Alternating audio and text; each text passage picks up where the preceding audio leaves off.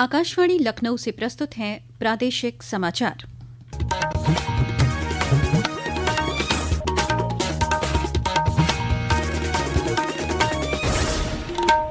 मुख्य समाचार। प्रदेश में जल्द लॉन्च किया जाएगा एक जनपद एक उत्पाद योजना का दूसरा संस्करण। खानपान की परंपरा को ब्रांड बनाने के लिए सरकार शुरू करेगी एक जनपद एक व्यंजन की नई पहल। उम्मीद पोर्टल पर वक्फ संपत्तियों के पंजीकरण मामले में केंद्र सरकार ने दी राहत, अगले 3 महीने तक नहीं लगाया जाएगा जुर्माना। प्रदेश के मुख्य निर्वाचन अधिकारी नवदीप रिणवा ने विशेष गहन पुनरीक्षण कार्यक्रम के प्रत्येक चरण की सतत मॉनिटरिंग किए जाने के दिए निर्देश। अम्बेडकर नगर और अमरोहा में 99% गणना प्रपत्रों को जमा करने का कार्य पूरा। और काशी तमिल संगमम के चौथे दिन बीएचयू में हुआ शैक्षणिक सत्र का आयोजन। उत्तर और दक्षिण भारत के सांस्कृतिक संबंधों को मजबूत करने के उद्देश्य से तमिलनाडु से आए छात्र समूह ने आज अयोध्या में किए श्री राम लला के दर्शन। नमस्कार, प्रदेश के समाचारों के साथ मैं मोनिका चौहान और अब समाचार विस्तार से। मुख्यमंत्री योगी आदित्यनाथ ने आज लखनऊ में एक जिला एक उत्पाद योजना की समीक्षा बैठक की। बैठक में उन्होंने कहा कि उत्तर प्रदेश की पहचान बन चुकी एक जनपद एक उत्पाद योजना अब अपने अगले चरण ओडीओपी 2.0 के माध्यम से स्थानीय उद्योग, स्वरोजगार और निर्यात को नई ऊंचाई देने के लिए तैयार है। उन्होंने कहा कि ओडीओपी 2.0 के माध्यम से सरकार का लक्ष्य होगा कि प्रदेश के पारंपरिक उत्पाद बड़े बाजार, निर्यात और स्थायी रोजगार का मजबूत आधार बने। पेश है एक रिपोर्ट। उत्तर प्रदेश की पहचान बन चुकी एक जनपद एक उत्पाद योजना का अब दूसरा संस्करण लॉन्च होगा। मुख्यमंत्री योगी आदित्यनाथ ने कहा कि बदलते वैश्विक बाजार, आधुनिक मांग, तकनीकी उन्नयन, गुणवत्ता और पैकेजिंग की नई आवश्यकताओं को देखते हुए ओडीओपी को अब और अधिक व्यापक, व्यावसायिक और बेहतर स्वरूप में आगे बढ़ाने की जरूरत है। मुख्यमंत्री ने प्रत्येक जनपद की विशिष्ट खाद्य परंपरा को भी एक संगठित पहचान देने की दिशा में एक जनपद एक व्यंजन यानी ओडीओसी की अवधारणा को साकार करने की भी जरूरत बताई। मुख्यमंत्री ने निर्देश दिए कि ओडीओपी उत्पादों को बड़े रिटेल नेटवर्क और आधुनिक बाजारों से भी जोड़ा जाए। आकाशवाणी समाचार कक्ष से सुशील चंद्र तिवारी। मुख्यमंत्री योगी आदित्यनाथ ने प्रदेश में विदेशी निवेश को बढ़ावा देने के लिए चल रहे प्रयासों की समीक्षा करते हुए कहा कि उत्तर प्रदेश अब सिर्फ निवेश की संभावना नहीं बल्कि निवेश के भरोसे का राज्य बन गया है। लखनऊ में आज औद्योगिक विकास विभाग की समीक्षा बैठक में उन्होंने कहा कि हर निवेशक के साथ संवाद लगातार बना रहना चाहिए। पेश है एक रिपोर्ट।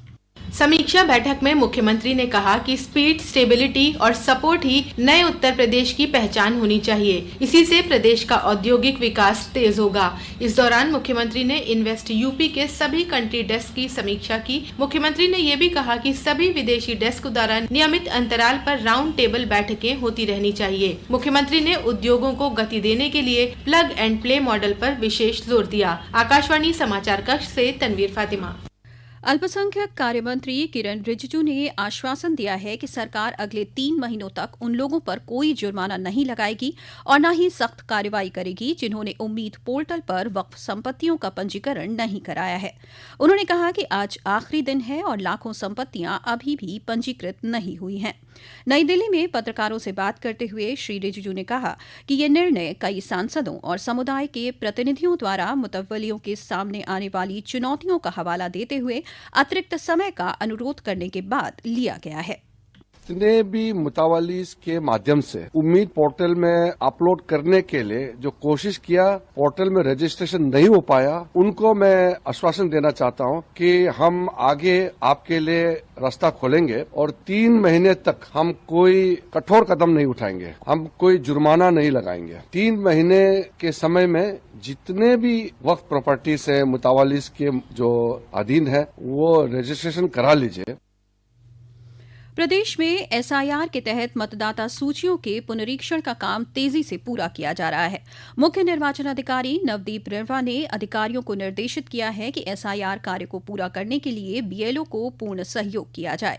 उन्होंने अधिकारियों को निर्देश दिया कि विशेष गहन पुनरीक्षण कार्यक्रम के प्रत्येक चरण की सतत मॉनिटरिंग की जाए तथा निर्वाचन आयोग द्वारा जारी दिशा निर्देशों का 100% अनुपालन सुनिश्चित किया जाए। उधर उप मुख्यमंत्री केशव प्रसाद मौर्य आज प्रयागराज में भाजपा कार्यालय पर आयोजित मतदाता गहन पुनरीक्षण यानी एसआईआर की समीक्षा बैठक में शामिल हुए। पुनरीक्षण के क्रम में अम्बेडकर नगर में अब तक लगभग 99% गणना प्रपत्र जमा हो चुके हैं। जिला निर्वाचन अधिकारी अनुपम शुक्ला ने बताया कि जिले में 85% से अधिक गणना प्रपत्रों का डिजिटाइजेशन किया जा चुका है।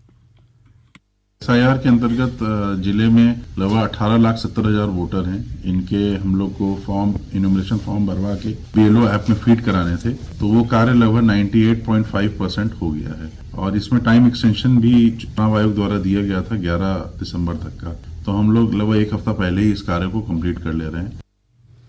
वहीं अमरोहा में विधानसभा निर्वाचक नामावलियों के SIR का कार्य 99% पूर्ण हो चुका है। फतेहपुर जिले में भी SIR प्रक्रिया के तहत 89% सत्यापन का काम पूरा हो गया है। BLO नीलम ने बताया कि घर घर जाकर फॉर्म भरवाया जा रहा है।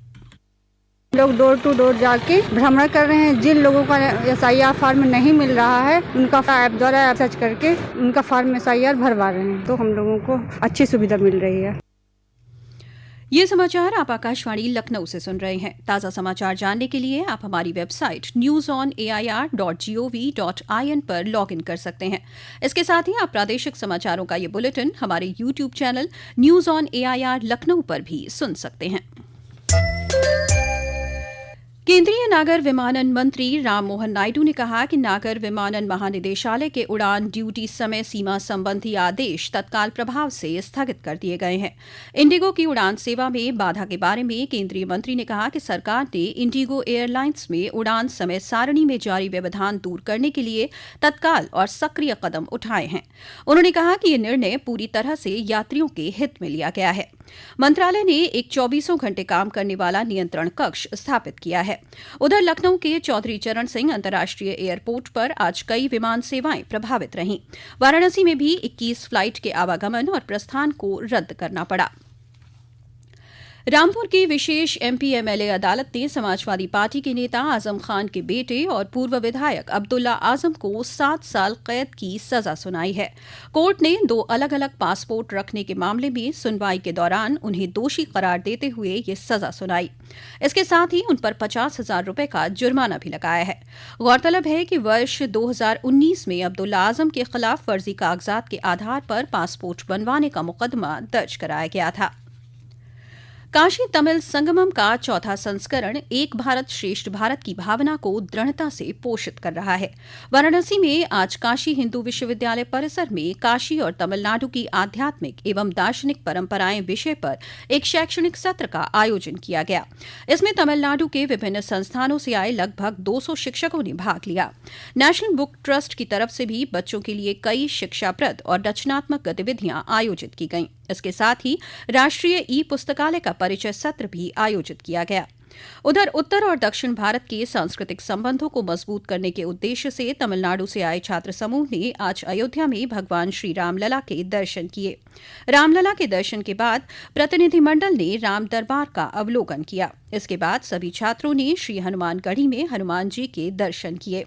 छात्रों ने अपनी इस आध्यात्मिक यात्रा के बारे में कहा कि उन्हें पहली बार उत्तर भारत की आस्था, परंपरा और भक्ति की विराट संस्कृति को प्रत्यक्ष रूप से जानने और महसूस करने का अवसर मिला। लखनऊ के नवाब वाजिद अली शाह प्राणी उद्यान में इको टूरिज्म को बढ़ावा देने के लिए पर्यटन विभाग ने 1,91,00,000 रुपए की धनराशि स्वीकृत की है। पर्यटन एवं संस्कृति मंत्री जयवीर सिंह ने बताया कि इसका उद्देश्य जू को अधिक आकर्षक, पर्यावरण संगत और बच्चों के लिए अनुकूल बनाना है। मेरठ के कुलवंत सिंह स्टेडियम में आज भारतीय सेना ने स्थानीय सैन्य इकाइयों और स्कूल के बच्चों के लिए शौर्य रन का आयोजन किया। इस रन का शुभारंभ पश्चिमी यूपी मुख्यालय के GOC major general Sumit Rana ने किया। सर्वश्रेष्ठ प्रदर्शन करने वाले स्कूलों को रोलिंग ट्रॉफी से सम्मानित किया गया। कार्यक्रम के मुख्य अतिथि मेजर जनरल दीप अहलावत ने प्रतिभागियों को स्वस्थ जीवन शैली अपनाने और काम और मनोरंजन के बीच संतुलन बनाए रखने की प्रेरणा दी। और अब अंत में मुख्य समाचार एक बार फिर। प्रदेश में जल्द लॉन्च किया जाएगा एक जनपद एक उत्पाद योजना का दूसरा संस्करण। खान पान की परंपरा को ब्रांड बनाने के लिए सरकार शुरू करेगी एक जनपद एक व्यंजन की नई पहल। उम्मीद पोर्टल पर वक्फ संपत्तियों के पंजीकरण मामले में केंद्र सरकार ने दी राहत, अगले 3 महीने तक नहीं लगाया जाएगा जुर्माना। प्रदेश के मुख्य निर्वाचन अधिकारी नवदीप रेणवा ने विशेष गहन पुनरीक्षण कार्यक्रम के प्रत्येक चरण की सतत मॉनिटरिंग किए जाने के दिए निर्देश। अम्बेडकर नगर और अमरोहा में 99% गणना प्रपत्रों को जमा करने का कार्य पूरा। और काशी तमिल संगमम के चौथे दिन बीएचयू में हुआ शैक्षणिक सत्र का आयोजन।